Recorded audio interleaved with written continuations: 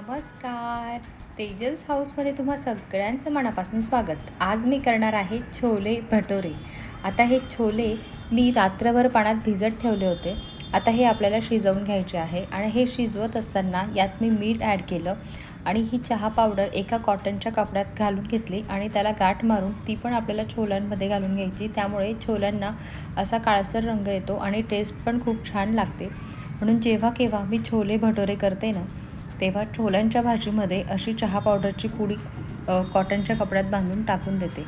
आणि याच्यासोबत मी जीरा राईस करून घेणार आहे. म्हणून जीरा राईस करून घेण्यासाठी मी इथे 1 वाटी तांदूळ स्वच्छ धुवून घेतला, त्यात मीठ ॲड केलं, भरपूर असं जिरं घालून घेतलं आणि यावर तूप घातलं. तुपामुळे आपला भात छान मोकळा मोकळा होतो. आता हे सगळं कुकरमध्ये शिजवून घेते आणि आपल्याला गॅस जपून वापरायचा आहे. म्हणून मी इंडक्शनवर जेव्हा पण केव्हा कुकर लावायचा असतो ना, तेव्हा मी इंडक्शनवर कुकर लावून घेते. कुकरच्या 3 शिट्ट्या झाल्यानंतर आपल्याला इंडक्शन बंद करायचं आहे. तोवर मी इथे भटुऱ्यांचं पीठ मळून घेते. भटुऱ्यांचं पीठ मळून घेण्यासाठी मी इथे अर्धी वाटी रवा घेतला आहे आणि 1.5 वाटी मैदा घेतला आहे. यात मी ओवा ॲड करते आणि चवीनुसार मीठ ॲड करायचं. आणि दही आंबट असेल तर 1च चमचा ॲड करा. माझं घरचं दही होतं आणि हे जास्त आंबट नव्हतं, म्हणून मी इथे 2 चमचे दही ॲड केलं. दही ॲड करून याचा आपल्याला डो मळून घ्यायचा आहे. जास्त घट्ट नाही, जास्त पातळ नाही, मस्त असा डो मळून घ्यायचा. रवा ॲड केल्यामुळे आपले भटोरे जास्त तेल पीत नाही, ते तुम्हाला आता पुढे दिसेलच. आणि आता इथे याच्यासोबत मी कैरीची भाजी करून घेणार आहे. आता उन्हाळा आहे म्हटल्यानंतर बाजारात कैरी सहज मिळते आणि उन्हाळ्या दिवसात कैरीचे प्रकार खूप छान टेस्टी लागतात तोंडी लावायला. म्हणून मी इथे कैरीची भाजी करून घेणार आहे. त्यात मी 1 चमचा जिरं, 1 चमचा बडीशेप, 1 चमचा तीळ घातली व 2-3 लसणाच्या पाकळ्या खलबत्त्यात छान ठेचून घेईल. आणि आता याला आपल्याला फोडणी देऊन घ्यायची आहे. इथे मी 1 पळी तेल ॲड केलं. त्यात हे सगळं आपण जे खलबत्त्यात ठेचून घेतलं होतं ते ॲड करायचं. ते तेलावर छान परतून झालं की त्यात मीठ ॲड करायचं. हे नंतर यात बेसिक मसाले ॲड करणार आहे.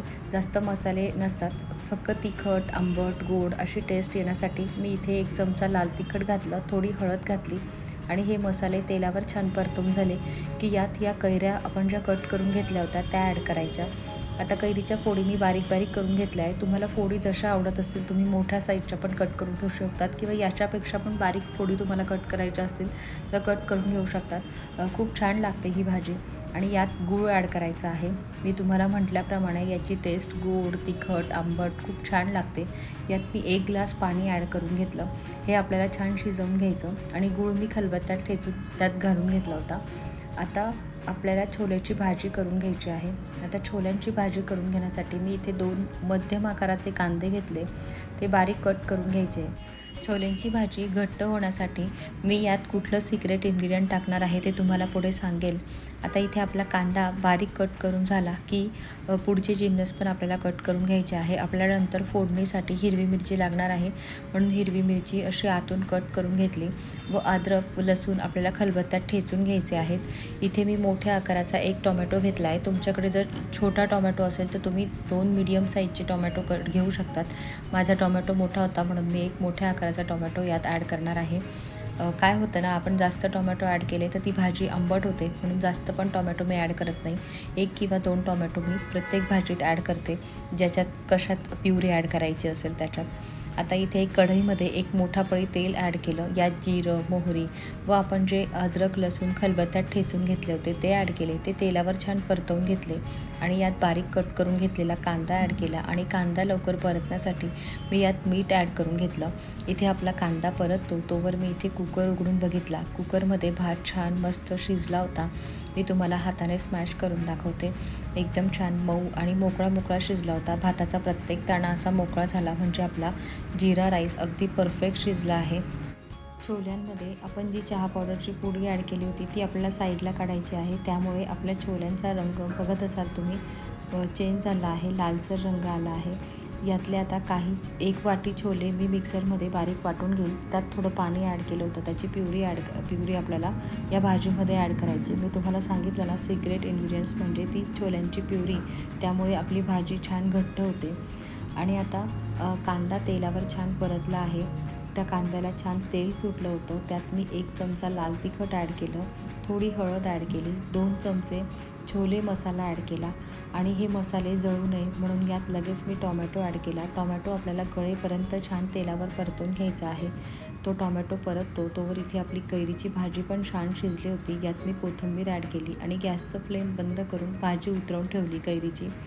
आता आपण छोल्यांची भाजी करून घेऊ. आता हे छोले जे आपण शिजवून घेतले होते ना, ते छोले आपल्याला याच्यात परतवून घ्यायचे या मसाल्यामध्ये, म्हणजे छोल्यांना पण तो मसाला छान परफेक्ट लागतो. आपण मीठ आधी ॲड केलं होतं, नंतर कांद्यात पण मीठ ॲड केलं होतं आणि जे आपण छोले शिजवलेलं जे पाणी होतं ना कुकरच्या डब्यात तेच ॲड करायचं, जास्त पाणी पण ॲड करायचं नाही.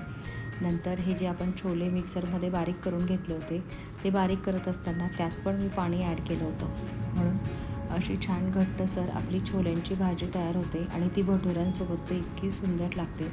आणि आता ही आमटी उकळून घेऊ. यावर मी ताट झाकून घेतलं आणि लगेच मी इथे कढईत तेल गरम करत ठेवलं.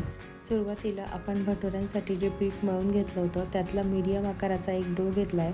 त्याचा आपल्याला एक भटुरा लाटून घ्यायचा आहे. आता हा भटुरा पुरीच्या आकाराचा अगदीच लहान पण करायचा नाही आणि पोळीच्या आकाराचा अगदीच मोठा पण करायचा नाही आहे. मीडियम आकाराचा भटुरा मी इथे करून घेतला आहे. आता इथे तुम्हाला हवा तो शेप तुम्ही करून घेऊ शकतात. मी इथे ओव्हल शेपमध्ये मस्त भटुरा रेडी करून घेतला आणि आता कढईत तेल गरम करत ठेवलं होतं. त्यात आपल्याला भटुरे तळून घ्यायचे आहेत. आता हे भटुरे तळत असताना आपल्याला सारखं अलट-पलट करायची गरज नाही. एक बाजू व्यवस्थित परफेक्ट तळून झाली की दुसरी बाजू पण आपल्याला परफेक्ट तळून घ्यायची. 1 मिनिटभर ही बाजू तळून घेतली, मग दुसऱ्या मिनिटाला दुसरी बाजू तळून घेतली आणि लगेच तो भटुरा तेलातून वेगळा करून घेतला होता. तुम्ही बघाल जास्त तेल पण पीत नाही ते भटुरे आणि छान होतात आणि मस्त फुलतात. सगळे भटुरे छान फुलले होते. इथे सगळे भटुरे तळून झाल्यानंतर मी इथे छोल्यांच्या भाजीला फोडणी देऊन घेणार आहे. आता ती फोडणी ऑप्शन आहे. तुम्हाला जर म्हणजे जास्त तेल खात नसाल तर तुम्ही ती फोडणी नाही दिली, तुम्ही अशीच भाजी एन्जॉय केली तरी पण खूप छान लागते. मी इथे 1 मोठा पळी तेल ॲड केलं होतं. त्यात जिरं, मोहरी, 2 हिरव्या मिरच्या ॲड केल्या. ते तेलावर छान परतवून झाले की त्यात मी अर्धा चमचा लाल तिखट ॲड केलं, 1 चमचा छोले मसाला ॲड केला, थोडी हळद ॲड केली आणि ती तेलावर छान परतवून ही तेलाची फोडणी मी छोल्यांच्या भाजीला देऊन घेतली. यात भरपूर अशी कोथिंबीर ॲड केली. मस्त गरम गरम छोले, भटुरे, कैरीची भाजी आणि जीरा राईस एका प्लेटमध्ये सर्व करून घेतले. चला तर मग कशी वाटली रेसिपी कमेंट करून नक्की सांगा. पुन्हा भेटूया. बाय.